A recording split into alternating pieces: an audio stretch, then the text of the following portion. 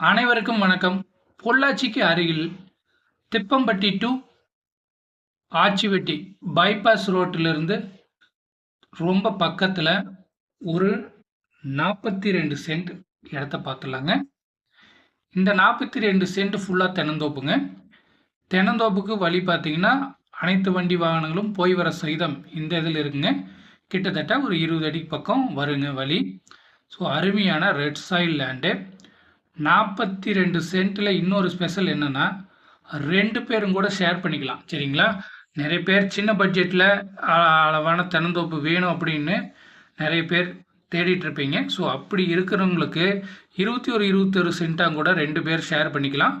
வாரத்துக்கு ஒரு நாள் தண்ணி பாத்தியம் இருக்குது. ஃப்ரீ ஈவி வாரத்துக்கு ஒரு நாள் நம்மளுக்கு வந்துடும்.